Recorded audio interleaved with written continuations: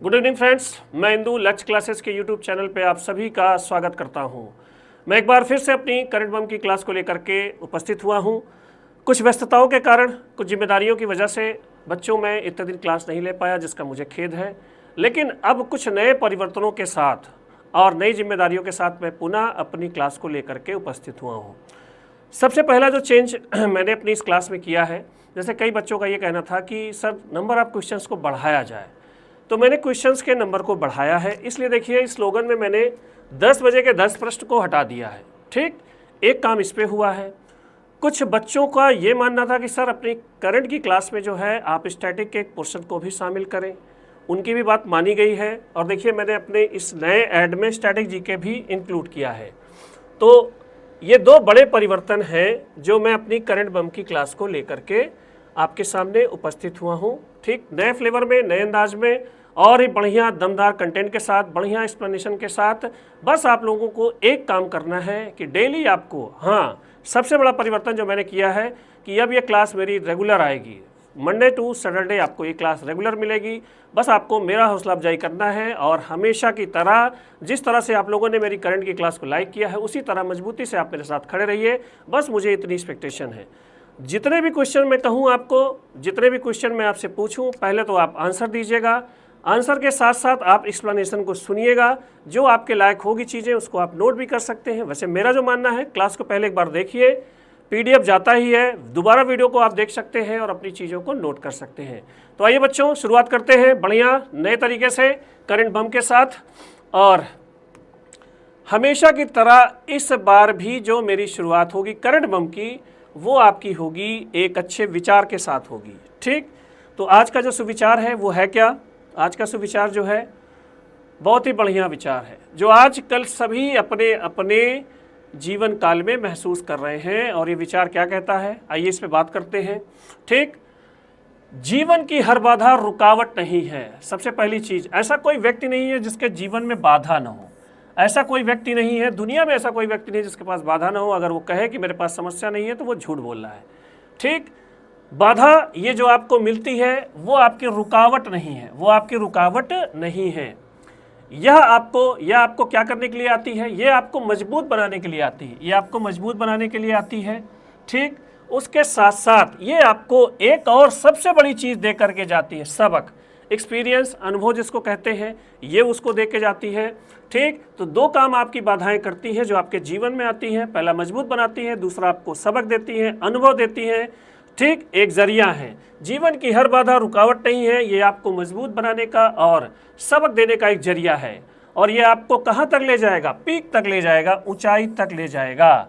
ऐसा कोई व्यक्ति नहीं है जो सफल हो, और सफल है तो उसके पीछे अनगिनत बाधाएं हैं, अनगिनत रुकावटें हैं। और उन बाधाओं और अनगिनत रुकावटों को वो उस व्यक्ति को अच्छी तरीके से लेता है, पॉजिटिव वे में लेता है, अपने आप को मजबूत करता है, नई ऊंचाइयों तक ले जाता है। आज के विचार का सारांश ये था। तो बढ़ते हैं आज के विचार के साथ। आज के पहले क्वेश्चन, बढ़िया क्वेश्चन, क्या कह रहा है क्वेश्चन? ठीक, दमदार क्वेश्चन। सभी लोग खटाखट जो है आंसर देना स्टार्ट कर दीजिए। ठीक, और जितने लोगों ने अभी तक हमारे यूट्यूब चैनल को सब्सक्राइब नहीं किया है वो सब्सक्राइब कर लें। जितने लोगों ने अभी भी हमारे टेलीग्राम चैनल को नहीं ज्वाइन किया है उसको ज्वाइन कर लें। लक्ष्य क्लासेस का यूट्यूब चैनल है और लक्ष्य क्लासेस के नाम से ही, लक्ष्य क्लासेस सुल्तानपुर नाम से ही हमारा टेलीग्राम चैनल है। हम जितनी भी क्लास पढ़ाएंगे आपको सारे के पीडीएफ और आंसर आपको इसी टेलीग्राम चैनल पर भेजेंगे।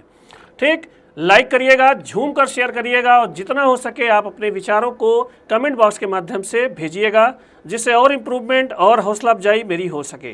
ठीक, पहला क्वेश्चन क्या कर रहा है?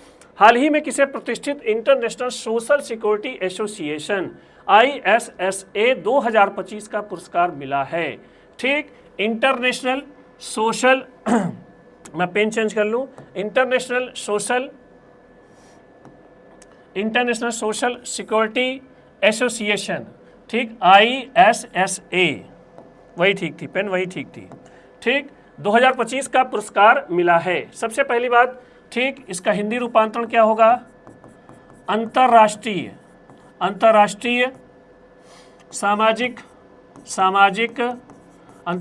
सामाजिक सिक्योरिटी का सुरक्षा संगठन। ठीक, अंतर्राष्ट्रीय सामाजिक सुरक्षा संगठन, ठीक, ISSA, international social security association. ये है क्या? देखिए इसमें क्या लिखा है, इसमें लिखा है सामाजिक सुरक्षा, ऐसे संगठन जो सामाजिक सुरक्षा प्रदान करें, अर्थात ऐसा संगठन जो सामाजिक सुरक्षा देता हो मानव को, उन सभी का अंतर्राष्ट्रीय संगठन है। एक्चुअल में ये है क्या? इसकी पहली बात, इसकी स्थापना 1927 में हुई थी, इसको नोट कर लीजिएगा, नोट करिएगा, बाद में पहले आप एक बार देख करके समझ लीजिएगा। और इसका जो मुख्यालय है वो कहाँ पर है? जिनेवा में है, जिनेवा स्विट्जरलैंड, जिनेवा स्विट्जरलैंड में है। ठीक, ये किस चीज़ का संगठन है? इसमें लगभग 158 देश है। कितने देश हैं? लगभग 158 देश हैं। और 158 देश में लगभग 330 से अधिक 330 से अधिक इसमें ऐसे संगठन हैं, ऐसी एजेंसियां हैं, ऐसे बोर्ड हैं जो लोगों को सामाजिक सुरक्षा प्रदान करती हैं।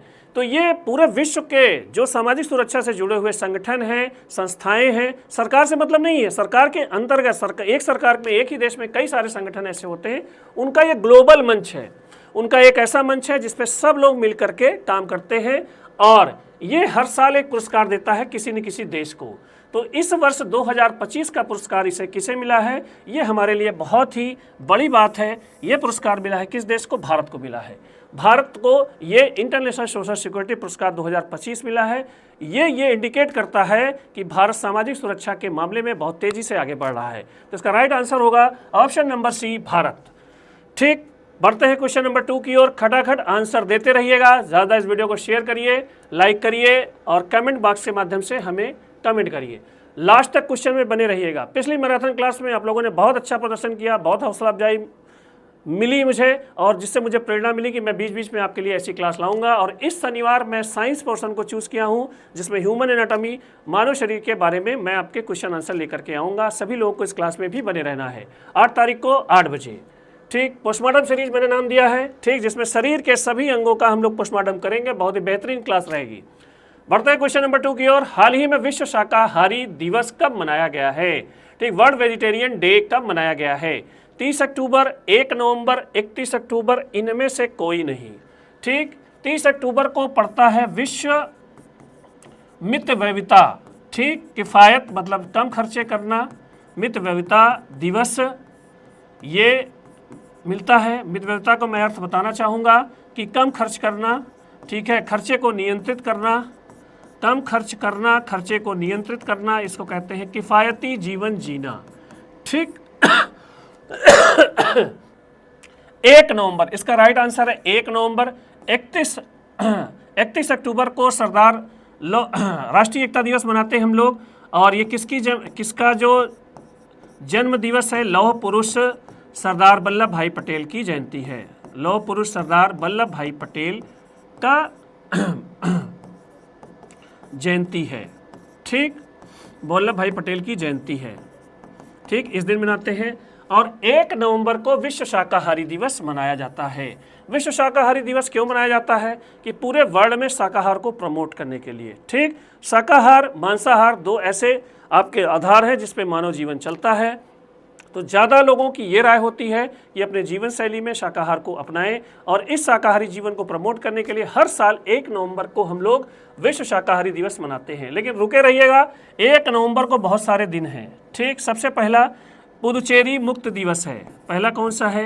पुदुचेरी मुक्त दिवस। ठीक, पुदुचेरी मुक्त दिवस, इसको भी आप लोग नोट डाउन करिएगा। पुदुचेरी मुक्त दिवस मतलब क्या हुआ? 1 नवंबर 1954 को, 1 नवंबर 1954 को, 1 नवंबर 1954 को इस पुदुचेरी पर अधिकार था किसका? फ्रांस का। तो फ्रांस के आधिपत्य से इसको मुक्त कराया गया, इसीलिए इस दिन पुदुचेरी मुक्त दिवस के रूप में भी हम लोग मनाते हैं। ठीक, इसके अतिरिक्त बहुत सारे स्टेट का स्थापना दिवस है, जैसे केरल है केरल है, कर्नाटक, केरल, कर्नाटक, और कौन है भैया? हरियाणा है। ठीक, और कौन है? छत्तीसगढ़। और कौन है? छत्तीसगढ़। ठीक, छत्तीसगढ़। और कौन है भैया? मध्य प्रदेश। इन 5 राज्यों का भी स्थापना दिवस 1 नवंबर को मनाया जाता है। तो इतने सारे दिवस आपको 1 नवंबर को पढ़ते हैं। सारे दिवस आप नोट कर लीजिएगा, बाद में नोट करिएगा, ध्यान से सुनते रहिएगा। और उसके बाद जो है इसको जो है अपनी कॉपी में एक कॉपी जरूर बनाते रहिएगा, क्योंकि ये क्लास अब रेगुलर आएगी, ये क्लास रेगुलर आएगी और पूरा खुला चैलेंज के साथ है कि अगर 2025 से 26, ये नहीं मैं कहता कि आप 3 साल के मैं करंट अफेयर्स की जिम्मेदारी ले रहा हूँ, लेकिन हाँ इतना डन है कि अगर आपने मेरी क्लास को रेगुलर लिया, प्रॉपर वे में देख कर लिया, आंसर दिया, प्रॉपर एक नोट्स बनाई, तो एक भी क्वेश्चन बाहर नहीं जाएगा। ठीक, इसको ध्यान रखिएगा। बढ़ते हैं क्वेश्चन नंबर 3 की ओर। खटाखट आंसर भेजते रहिए सभी लोग। बढ़िया क्वेश्चन, स्पोर्ट्स से रिलेटेड है, बड़ी घटना है। ठीक, ये क्वेश्चन क्या कह रहा है, हाल ही में किसने पेशेवर टेनिस से संन्यास की घोषणा की है। पेशेवर टेनिस मतलब प्रोफेशनल टेनिस। ये कौन सी टेनिस होती है भाई, प्रोफेशनल टेनिस। ठीक, प्रोफेशनल टेनिस से संन्यास की घोषणा की है। भाविना पटेल, मनिका बत्रा, रोहन बोपन्ना, इनमें से कोई नहीं। पहले तो प्रोफेशनल टेनिस समझ लें, जब व्यक्तिगत रूप से टेनिस खेला जाए, देश का प्रतिनिधित्व न किया जाए, व्यक्तिगत रूप से टेनिस खेलना, ठीक, वो आपका कहलाता है कौन सा, प्रोफेशनल टेनिस। ठीक, और इसकी जो पूरे वर्ल्ड में संस्था है, पूरे वर्ल्ड की ये नियामक संस्था जो इस पेशेवर टेनिस को देखती है, उसे हम कहते हैं ATP, association of professional tennis, association of professional tennis. ठीक, यही पूरे विश्व में प्रोफेशनल टेनिस यही पूरे विश्व में जो है वो प्रोफेशनल टेनिस को ऑर्गेनाइज करती है। जैसे हम लोगों ने, मैं हमेशा अपनी करंट की क्लास में कहता हूँ कि 4 जो है बड़ी प्रतियोगिताएं हैं, और वो चारों प्रतियोगिताएं कौन सी मैंने बताई थी, ऑस्ट्रेलियाई ओपन, विंबलडन, अमेरिकी ओपन और फ्रेंच ओपन।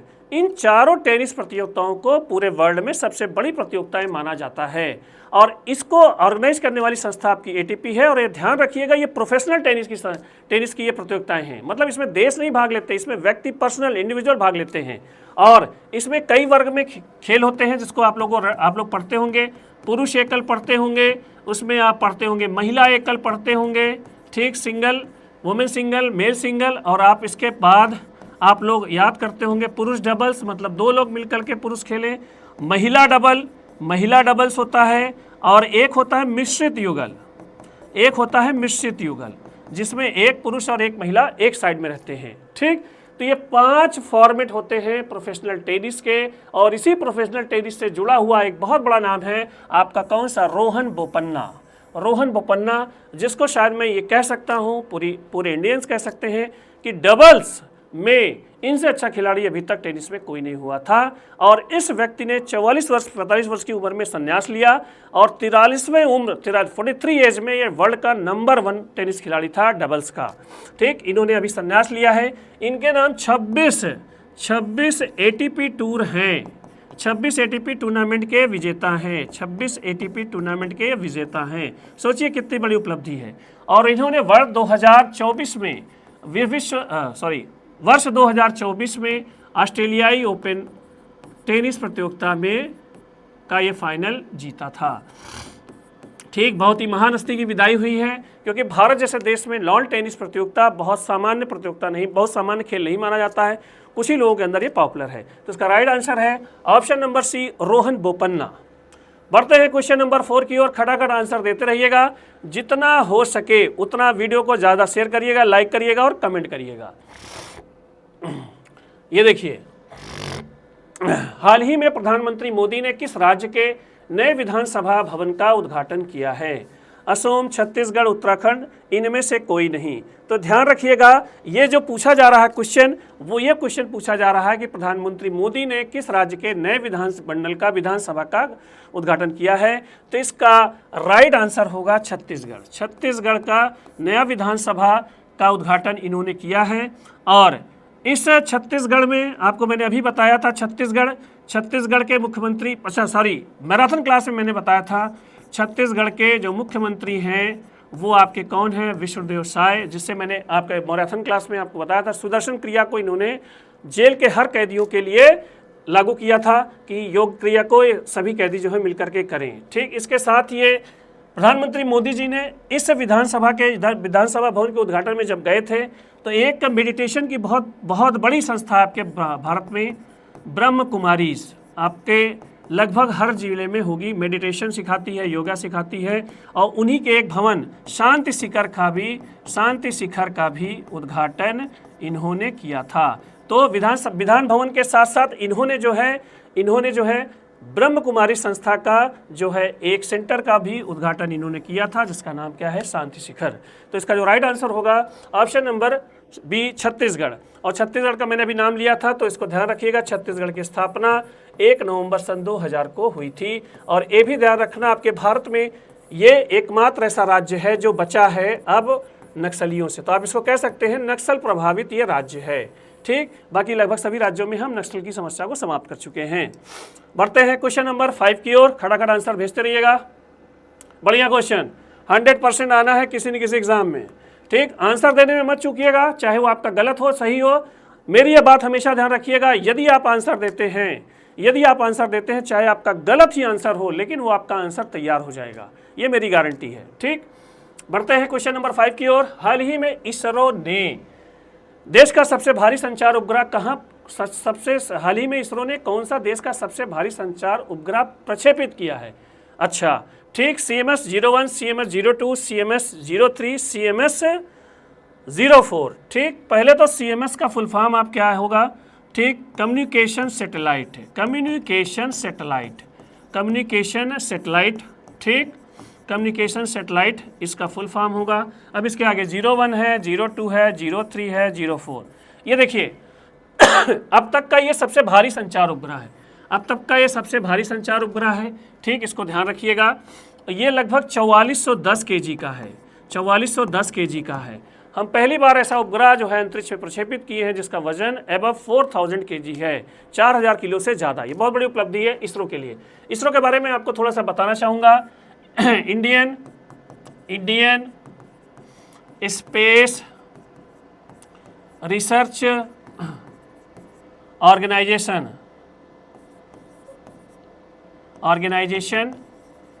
ठीक, इसका हिंदी है भारतीय अंतरिक्ष अनुसंधान संगठन। ठीक, ये भारत का एक ऐसा निगम है, भारत सरकार का एक ऐसा उपक्रम है जो हमारे सारे अंतरिक्ष कार्यक्रमों को रेगुलेट करता है। जितने भी हम सैटेलाइट छोड़ते हैं सब इसी के अंडर गाइडेंस में इसको छोड़ा जाता है। इसकी स्थापना हुई थी वर्ष 1969 में। किस वर्ष हुई थी? वर्ष 1969 में। वी नारायणन इसके जो है चीफ हैं, और इसका जो मुख्यालय है बेंगलुरु में है। इसका जो मुख्यालय है कहाँ पे है? आप लोग खटाखट आंसर देते रहिएगा। बेंगलुरु है। और इसका जो मेन उपग्रह प्रक्षेपण स्थान है वो आपका सतीश धवन अंतरिक्ष केंद्र। इसका जो है मेन सेंटर है सतीश धवन अंतरिक्ष केंद्र, इसका मेन सेंटर है। और यहीं से प्रक्षेपण होता है अधिकांश उपग्रहों का। और ये कहाँ पे है? श्रीहरिकोटा। कहाँ पर है? श्रीहरिकोटा। और ये श्रीहरिकोटा कहाँ है? ये आपका है आंध्र प्रदेश में। कहाँ पर? आंध्र प्रदेश में। अब बात करेंगे हम किसके आंसर की। ठीक, इतना बताना ये आपका स्टैटिक का पोर्शन है। ये सारी चीज़ें ध्यान रखिएगा। हर क्वेश्चन में आपको कुछ ना कुछ स्टैटिक के पोर्शन मिलेंगे और बढ़िया से वाच करेंगे तभी आपको समझ में आएगा। कुछ बच्चे क्या करते हैं, वो सिर्फ पेन ले करके बैठे रहते हैं और टीचर जो बोलता है उसको लिखते हैं। बहुत गंदी आदत है। आप एक बार पहले सुन लेंगे तो आपको लिखने से ज़्यादा तैयार हो जाएगा। सबसे ज़रूरी है सुनना, समझना, उसके बाद आप खुद ही लिख सकते हैं अगर आपने अच्छे से देखा है। तो इसको ध्यान रखिएगा। तो इसका राइट आंसर है CMS-03। CMS-03 को इसरो ने लॉन्च किया है और ये अब तक का भारत देश का सबसे भारी संचार उपग्रह है। ठीक, तो इसका राइट आंसर है ऑप्शन नंबर सी, CMS-03। बढ़ते हैं क्वेश्चन नंबर 6 की ओर। बढ़िया क्वेश्चन क्या कह रहा है? हाल ही में मनामा एशियाई युवा खेल 2025 में भारतीय दल ने, ये ने होगा, भारतीय दल ने कुल कितने पदक जीते हैं? ये क्वेश्चन आपसे पूछा जा रहा है। ठीक, मनामा कहाँ है भैया? ये है आपका बहरीन में। ठीक, बहरीन में यहाँ पर ये प्रतियोगिता आयोजित हुई थी। कौन सी? एशियाई युवा खेल। और उसकी संख्या क्या थी? 2025। इसमें जो भारत ने जो पदक जीते हैं उनकी संख्या पूछी गई है कि कितने पदक भारत ने जीते हैं। तो उनका जो राइट आंसर है, उसका राइट आंसर है 48। राइट आंसर है 48, 13, 18, 17। 8 7 15 3 18 1 1 2 3 1 4। ठीक, ये इसके पदकों की कुल संख्या है। इसको मत रटिएगा आप लोग, इसको मत रटिएगा, पदकों की संख्या आप जरूर ध्यान रखिएगा। 13 स्वर्ण पदक जीते हैं भारत ने, 13 स्वर्ण पदक जीते हैं। 18 भारत ने जीते हैं कौन से पदक, रजत पदक जीते हैं, और 17 भारत ने कांस्य पदक जीते हैं। ठीक, इसको रटने की कोई आवश्यकता नहीं है। कुल पदकों की संख्या याद रखिएगा, कहाँ आयोजित हुआ था ये याद रखिएगा, और इस प्रतियोगिता में प्रथम स्थान पे कौन सा देश था, प्रथम स्थान पर था आपका चाइना। ठीक, प्रथम स्थान पर था आपका चाइना, और इसने कुल कितने पदक जीते थे, 147। ये भी मत याद रखिएगा आप लोग, लेकिन हाँ ये जानते रहिएगा कि इस प्रतियोगिता में जो चाइना ने पहली पोजीशन बनाई थी, और 147। भारत की कौन सी पोजीशन थी भाई, भारत की पोजीशन थी छठवीं भारत की पोजीशन थी। एशिया में युवाओं की सबसे बड़ी खेल प्रतियोगिता है, ये याद रखिएगा। ये आयोजित की गई थी कहाँ पर, बनामा में। तो इसका राइट आंसर है ऑप्शन नंबर बी 48। बढ़ते हैं नेक्स्ट क्वेश्चन की ओर। बढ़िया क्वेश्चन। हाल ही में भारत के 90वें शतरंज ग्रैंड मास्टर कौन बने हैं। ठीक, इलम पर्थी, रोहित कृष्णा, दिव्या देशमुख, हरि कृष्णन। आप लोग खटाखट आंसर भेजिए। शतरंज ग्रैंड मास्टर, ठीक, ग्रैंड मास्टर क्या होता है, ग्रैंड मास्टर, इसको शॉर्ट फॉर्म में हम लोग जीएम बोलते हैं, आप लोग अक्सर सुनते होंगे। भारत के पहले ग्रैंड मास्टर आप लोगों ने खूब रटा होगा, विश्वनाथन आनंद भारत के पहले, भारत के प्रथम ग्रैंड मास्टर थे, भारत के प्रथम ग्रैंड मास्टर थे। ठीक, इसको याद रखिएगा। और हाँ ये भी याद रखिएगा, शतरंज की जो अभी आगे बात करते हैं। ठीक, विश्वनाथन आनंद थे। ये ग्रैंड मास्टर होता क्या है, अंतर्राष्ट्रीय शतरंज संगठन,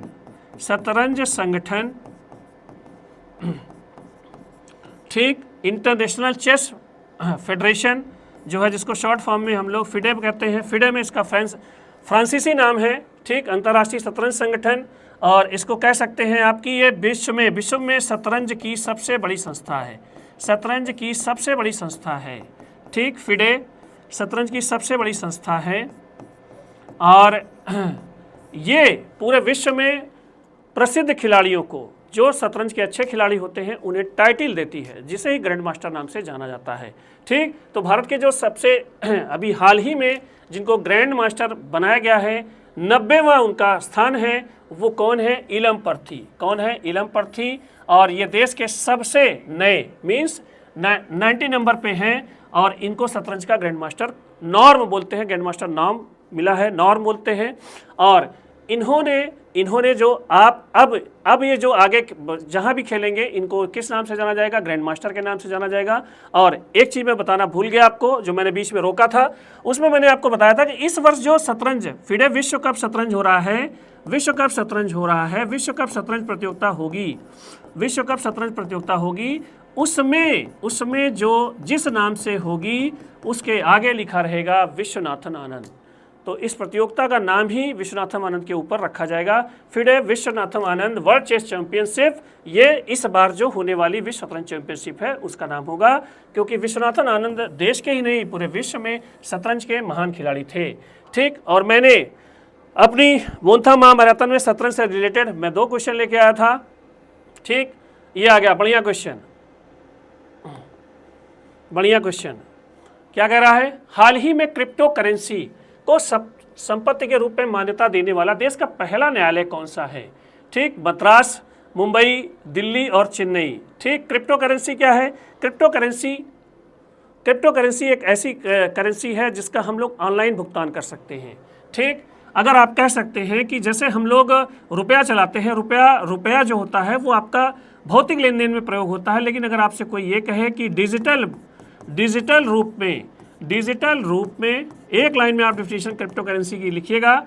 ठीक, डिजिटल रूप में मुद्रा का आदान प्रदान करने वाली डिजिटल रूप में मुद्रा का आदान प्रदान करने वाली मुद्रा ही आपकी क्या है, बिटकॉइन है। ठीक, बिटकॉइन ही है। ठीक, क्रिप्टो करेंसी का एक रूप है। ठीक। ठीक, बिटकॉइन नाम ले लिया मैंने, तो इसको ध्यान रखिएगा कि सबसे ज़्यादा पॉपुलर यही है और इसको प्रारंभ किया गया था कब? वर्ष 2009 में। बिटकॉइन के अलावा जो है लाइट कॉइन नामक डिजिटल मुद्रा है, पीर कॉइन नामक मुद्रा है। ये सब जितने भी नाम मैं ले रहा हूँ ये सभी क्रिप्टो करेंसी हैं, मतलब इनका डिजिटल रूप से लेन देन हम लोग कर सकते हैं और लेकिन इनका मूल्य बहुत ज़्यादा है। जैसे एक बिटकॉइन वर्तमान समय में आज की डेट में 94 लाख समथिंग था, आज सुबह मैंने देखा था, इसका दाम लगभग 95 लाख होगा।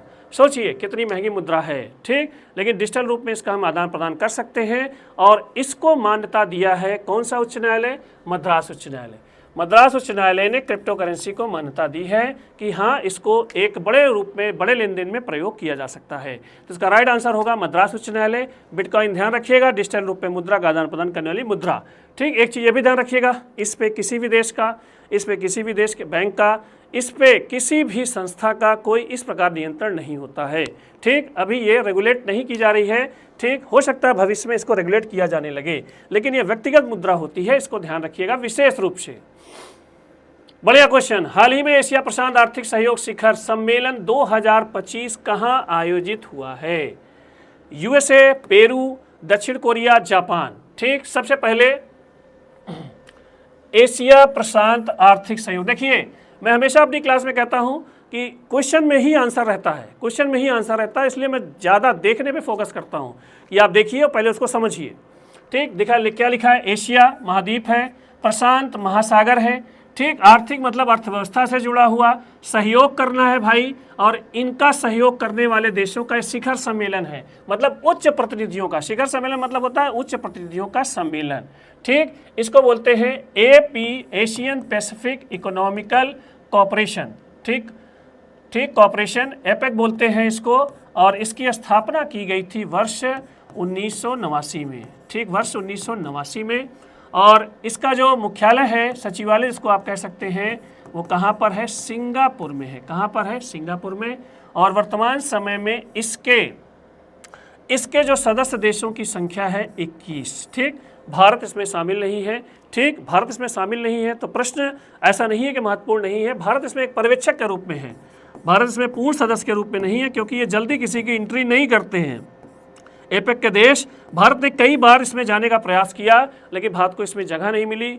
कारण क्या बताया गया कि आपके यहाँ इकोनॉमिकल बाउंडेशन बहुत ज़्यादा है, आपके यहाँ आर्थिक पाबंदियाँ ज़्यादा हैं, इसलिए हम आपको प्रवेश नहीं दे सकते। इसलिए भारत को सिर्फ किसका दर्जा प्राप्त है? पर्यवेक्षक का। भैया आओ, देखो, जाओ। ठीक, इसकी जो बैठक हुई थी वो दक्षिण कोरिया में आयोजित की गई थी। दक्षिण कोरिया में ग्यांगसू, नाम खतरनाक होते हैं, दक्षिण कोरिया, जापान, ग्यांगसू में आयोजित की गई थी, और इसमें जो है एपेक के लगभग सभी देशों ने इसमें भाग लिया था। भारत एक पर्यवेक्षक के रूप में इसमें शामिल हुआ था। तो इसका राइट आंसर होगा ऑप्शन नंबर सी, दक्षिण कोरिया। खटाखट जो है आप आंसर देते रहिएगा, क्लास में बने रहिएगा। टाइमिंग थोड़ा मैंने बढ़ा दी है, बढ़ाने का कारण ये है कि बेटा नंबर ऑफ क्वेश्चंस बढ़ रहे हैं, एक्सप्लेनेशन बढ़ रहा है, कंटेंट बढ़िया मिल रहा है आपको, तो जाहिर से आप बात है आपको समय देना पड़ेगा। ठीक, और पूरे क्लास के लास्ट तक आप इस क्वेश्चन को करते रहिए और बने रहिए। ठीक, बढ़ते हैं क्वेश्चन नंबर 10 की ओर। लीजिए, आपका फेवरेट क्वेश्चन आ गया, जिसको 100% आना है। ठीक, क्या कह रहा है? हाल ही में ICC इंटरनेशनल क्रिकेट काउंसिल महिला विश्व कप 2025 का खिताब किसने जीता है? पूरी दुनिया जान गई है कि कौन जीता, इसलिए मैं भी सरेंडर कर दे रहा हूं, और आपको इसी क्वेश्चन में सबसे पहले मैं आपको आंसर दे रहा हूं कि भैया भारत है। इसमें मैं आपको ज़्यादा देर नहीं टहला पाऊंगा। ठीक, इसमें याद करने वाली चीज़ें क्या हैं? सबसे पहली बात, इस प्रतियोगिता का आयोजन कहाँ पे हुआ था? तो आप कह सकते हैं कि भारत एवं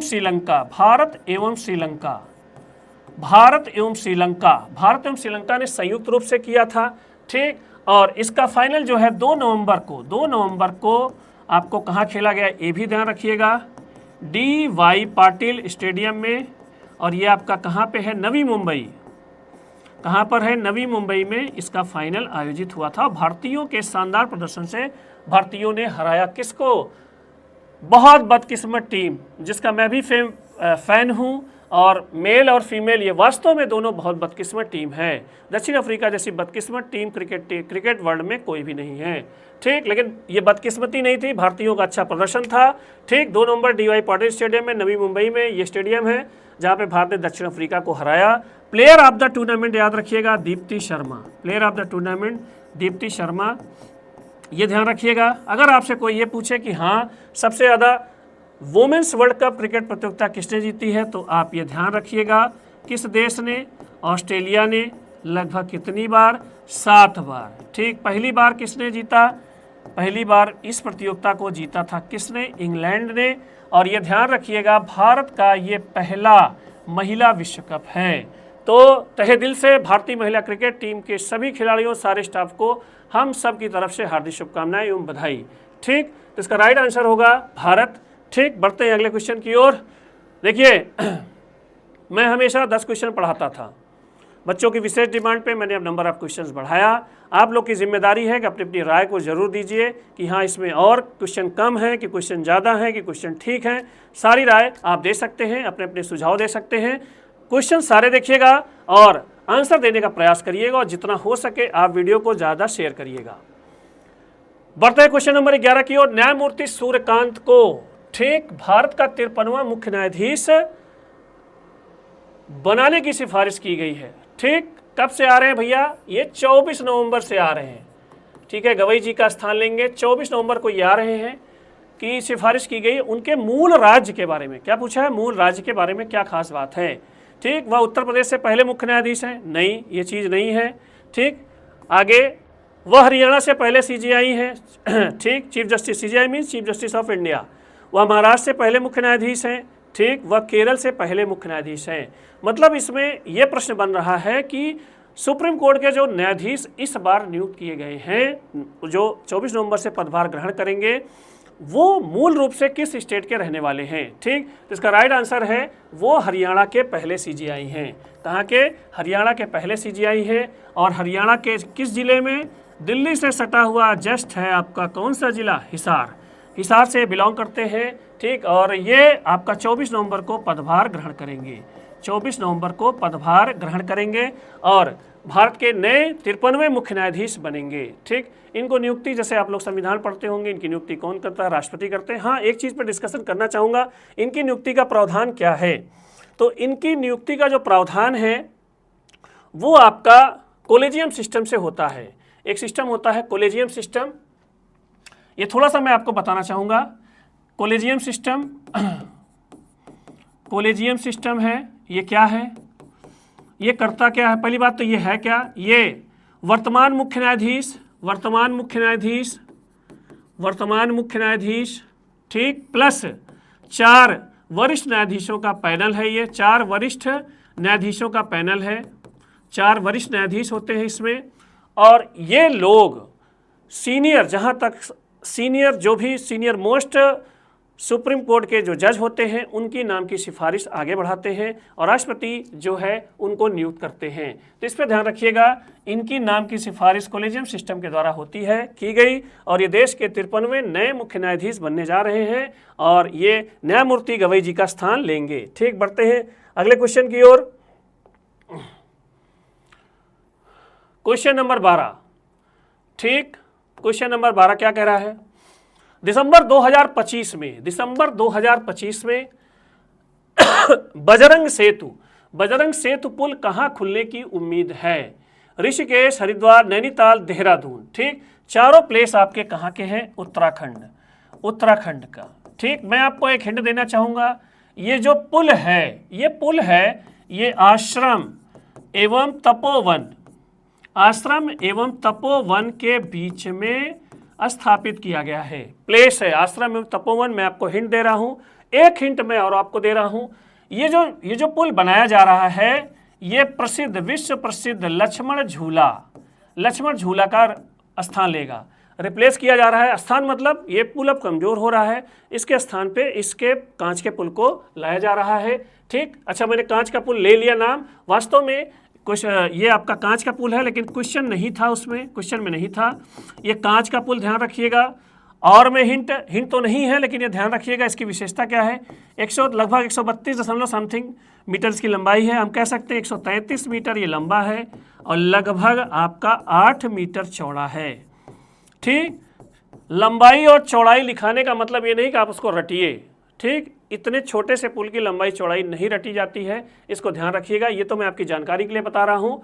और ये जो आपका है ये कहाँ पे स्थापित किया गया है, कहाँ पर, ऋषिकेश। उत्तराखंड का प्रमुख धार्मिक एवं पर्यटन स्थल है ऋषिकेश। वहाँ पर दिसंबर 2025 तक बजरंग सेतु काम करने लगेगा और ये जिस झूले का स्थान लेगा, जिस पुल का स्थान लेगा वो पुल कौन सा है, लक्ष्मण झूला। तो इसका राइट आंसर है ऑप्शन नंबर ए, ऋषिकेश। ठीक, खड़ाखड़ आंसर देते रहिएगा। बस मैं आपको बता दूं सिर्फ 3 क्वेश्चन और हैं। अभी मैंने जो बजट बनाया है वो 15 क्वेश्चन का है। आपका रिस्पांस देखूंगा। ठीक, आप कितना अच्छा रिस्पांस करते हो, कितना आप शेयर करते हो, कितना कमेंट करते हो, कितने सुझाव देखते हो, उसके बाद नंबर ऑफ क्वेश्चंस बढ़ते चले जाएंगे। टाइम रात का ही होगा, ठंडी आने वाली है, आप लोगों को जागना पड़ेगा अगर क्लास का आनंद लेना है तो। ठीक, बढ़ते हैं क्वेश्चन नंबर 13 की ओर। क्वेश्चन नंबर 13 क्या कर रहा है? रक्षा मंत्री राजनाथ सिंह द्वारा भारतीय सैनिकों की बहादुरी को समर्पित शौर्य वन का उद्घाटन कहां पर किया गया था? रक्षा मंत्री राजनाथ सिंह द्वारा भारतीय सैनिकों की बहादुरी को समर्पित कौन सा वन? शौर्य वन। नाम से स्पष्ट है ये सैनिकों की वीरता के सम्मान में, नाम से स्पष्ट है सैनिकों की वीरता के सम्मान में, सैनिकों की वीरता के सम्मान में इस वन को स्थापित किया गया है। ठीक, इसमें खासियत क्या है, आंसर पे हम बाद में आएंगे। आज इस क्लास में आप लोग ध्यान दे रहे होंगे कि मैं आंसर बाद में बता रहा हूँ, क्योंकि आप लोग आंसर सर्च करते रहिएगा, साथ में मेरे कंटेंट को भी देखते चलिएगा। ठीक, सैनिकों की वीरता के सम्मान मतलब क्या हुआ? ठीक, जो सैनिकों ने हमारी बहादुरी से हमारे लिए जान दी है, जिन सैनिकों ने बहादुरी से अभी भी हमारे लिए लड़ रहे हैं, हमारी सीमाओं की रक्षा कर रहे हैं, उनके सम्मान में ये वन है। लेकिन इसमें पौधे कौन लगाए गए हैं भैया? कैक्टस के। किसके? कांटों के। ठीक, अब कैक्टस की लगभग 500 से अधिक प्रजातियां इसमें शामिल हैं। 500 से अधिक प्रजातियां शामिल हैं। ठीक, इन पौधों में कांटे जरूर होते हैं लेकिन सुंदर बहुत सारे पौधे हैं। हम लोग के क्षेत्र में है, मैदानी क्षेत्रों में कैक्टस के पौधे आपको दो चार क्वालिटी मिलेगी। लेकिन जब आप जाएंगे कहाँ पर, बॉर्डर एरिया पे, भारत पाकिस्तान के बॉर्डर पे, तो आपको कैक्टस की बहुत सारी प्रजातियां मिलेंगी। और इस पार्क में एक सिस्टम भी है लाइट एंड साउंड का सिस्टम भी है। इसको जो है बहुत अच्छे से बनाया गया है। और अब हम आ जाते हैं आंसर पे। इसका उद्घाटन जो हुआ है वो कहाँ पर? जैसलमेर, जोधपुर, जयपुर, अजमेर, जैसलमेर में। कहाँ पर इसको स्थापित किया गया है? जैसलमेर में। तो इसका राइट आंसर है ऑप्शन नंबर ए, जैसलमेर। बढ़ते हैं क्वेश्चन नंबर 14 की ओर। बढ़िया क्वेश्चन, आना तय है, बहुत ही बड़ी उपलब्धि है। ठीक, क्या है क्वेश्चन? ग्लोबल फाइनेंस द्वारा किस बैंक को विश्व का सर्वश्रेष्ठ उपभोक्ता बैंक का खिताब दिया गया? ठीक, HDFC बैंक, ICICI बैंक, भारतीय स्टेट बैंक, एक्सिस बैंक। ठीक, प्रतिष्ठित फर्म है ग्लोबल फाइनेंस। ठीक, विश्व का सर्वश्रेष्ठ उपभोक्ता बैंक। सर्वश्रेष्ठ उपभोक्ता बैंक मतलब उपभोक्ताओं को सर्वश्रेष्ठ सुविधा देने वाला बैंक। सर्वश्रेष्ठ सुविधा देने वाला बैंक। ठीक, और यह खिताब मिला है आपके सार्वजनिक क्षेत्र के सबसे बड़े बैंक भारतीय स्टेट बैंक को। ठीक, भारतीय स्टेट बैंक को ग्लोबल फाइनेंस द्वारा विश्व का सर्वश्रेष्ठ उपभोक्ता बैंक 2025 का खिताब दिया गया है। ठीक, SBI के बारे में थोड़ा मैं बताना चाहूँगा। SBI तो आप कह सकते हैं ये किसका नाम है? इंपीरियल बैंक ऑफ इंडिया इसका पुराना नाम था। उसके पहले भी bank of Kolkata, bank of Bombay, bank of Madras को आपस में मिला करके इंपीरियल बैंक ऑफ इंडिया बनाया गया था। और इस इंपीरियल बैंक ऑफ इंडिया को 1 जुलाई 1955 में भारतीय स्टेट बैंक नाम दिया गया। तो आप कह सकते हैं SBI की उत्पत्ति 1 जुलाई 1955 को हुई थी। और पहले जो SBI के जो अध्यक्ष बनाए गए थे वो कौन बनाए गए थे? जॉन मथाई। और वर्तमान समय में जो SBI के जो आपके अध्यक्ष हैं वो है CS शेट्टी महोदय। ठीक, और SBI का जो मुख्यालय है कहाँ पर है भैया? मुंबई में। कहाँ पर है? मुंबई में। तो इतना तो आप कम से कम SBI के बारे में जानते रहिएगा। और ये भी ध्यान रखिएगा विश्व का सर्वश्रेष्ठ उपभोक्ता बैंक इसे बनाया गया है। बढ़ते हैं क्वेश्चन नंबर 15 की ओर, आज का लास्ट क्वेश्चन। ठीक, खड़ाखड़ आंसर दीजिए, बढ़िया से शुभ रात्रि बोलिए। ठीक, कश्मीर का नया गुलदाउदी उद्यान बाग ए गुले दाऊद कहाँ स्थित है? ठीक, कितने लोग इसमें से गुलदाउदी जानते हैं? बहुत ही सुंदर पुष्प होता है, बहुत ही सुंदर पुष्प होता है, और आप वर्तमान समय में नॉर्मल आप इसको नहीं देखने को मिलेगा। ठीक, आपको बुके लेते हैं या फूलों की दुकान पे जाएंगे तो इसका प्लांट आपको मिलेगा। फ्लावर बहुत ही अच्छा है। ठीक है, पिंक कलर का, ब्राउन कलर का, वाइट कलर का और ब्लू कलर का, ये फेमस गुलदाउदी का प्लांट है। और ये मैं बताना चाहूँगा, ये नया गुलदाउदी उद्यान एशिया का सबसे बड़ा एशिया का सबसे बड़ा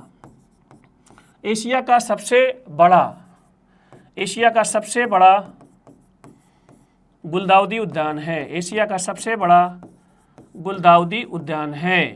ठीक, एशिया का सबसे बड़ा गुलदाउदी उद्यान है। ठीक, जो आपका स्थापित किया गया है कहाँ पर? एक पहले मैं आंसर देने से पहले एक हिंट और दे दूंगा। नेहरू बॉटनिकल गार्डन जहाँ पे है, नेहरू बॉटनिकल गार्डन जहाँ पे है, अब आप लोग पहुँच चुके होंगे नेहरू बॉटनिकल गार्डन। ठीक, आपका ये कहाँ पर है? जम्मू एंड कश्मीर। और वहीं पर ही आपका कौन सी रेंज? जबरवान रेंज है। वहाँ पर इस बाग ए गुल ए दाऊद को स्थापित किया गया है। गुलदाउदी गुलदाउदी प्लांट का ये बहुत बड़ा आपका ये गार्डन है। तो दोस्तों, ये आज के करंट बम के 15 बम थे। आपको कैसे लगे? आपको ये नई क्लास जो नए फ्लेवर के साथ थी वो कैसी लगी? इसको जरूर शेयर करिएगा, ज़्यादा इस वीडियो को शेयर करिएगा, लाइक करिएगा, कमेंट करिएगा। शुभ रात्रि।